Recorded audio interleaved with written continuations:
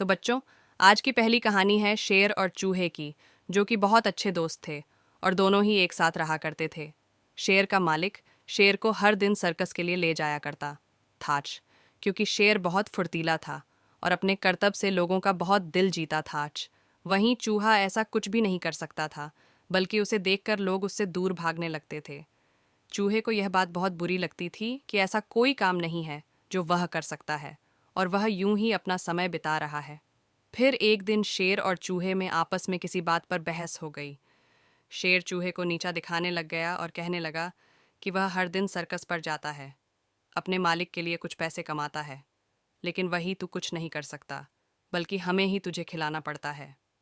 यह बात चूहे को बहुत बुरी लगी, लेकिन वह भी क्या करता। सर्कस तो उसकी बस की बात नहीं थी। फिर एक दिन शेर सर्कस करने चला गया और वह उस दिन चूहे को अपने साथ नहीं लेकर गया। यह बात चूहे को बहुत बुरी लगी और वह जंगल की ओर चला गया। शेर ने उस दिन बहुत अच्छा सर्कस किया और लोग खुशी से तालियां बजाने लगे और उसने अपने मालिक के लिए काफ़ी पैसे भी जमा कर लिए। लेकिन अचानक न जाने कैसे शेर एक जाल में फंस गया।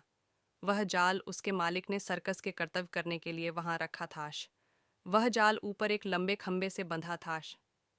शेर जैसे ही जाल में फंसा तो वह जाकर उस खंबे से जा लटका। वह आस-पास के लोग जो सर्कस देखने आए थे और सर्कस मास्टर खुद बहुत कोशिश करने लगे शेर को उस जाल से बाहर निकलने के लिए, लेकिन वो इतनी ऊंचाई पर जा लटका था, उसे वह से निकल पाना काफी मुश्किल हो रहा था। शेर भी अंदर जाल में फंसकर बहुत घबरा रहा था। वह बाहर आना चाहता था, लेकिन कोई भी वहां पर उसे बाहर नहीं निकाल पा रहा था। सर्कस मास्टर शेर से कहने लगा, तुम खुद कोशिश करो जाल काटने का, क्योंकि इतने ऊपर आना हमारे लिए नामुमकिन है। इस पर शेर ने कहा, मैं कोशिश कर रहा हूँ, लेकिन इस जाल को काटने के लिए नुकीले दांत चाहिए। आप जाकर मेरे मित्र चूहे को बुलाकर ले आए। फिर सर्कस मास्टर भागता हुआ अपने घर गया और चूहे को आवाज देने लगा, लेकिन उसे चूहा कहीं नहीं मिला। फिर काफी देर ढूंढने के बाद उसे दिखा, चूहा जंगल से आ रहा है। फिर उसने सारी बात चूहे को बताई और चूहा बिना कुछ सोचे समझे दौड़ता हुआ अपने दोस्त के पास जा पहुंचा। शेर को जाल में फंसा हुआ देखकर चूहे को बहुत बुरा लगा। चूहे ने शेर को सांत्वना दी और कहा, तुम घबराओ मत, मैं अभी तुम्हें इस जाल से बाहर निकाल दूंगा। और फिर क्या था, चूहे ने उस जाल को कुतरना शुरू कर दिया और अपने मित्र शेर को बाहर निकाल दिया।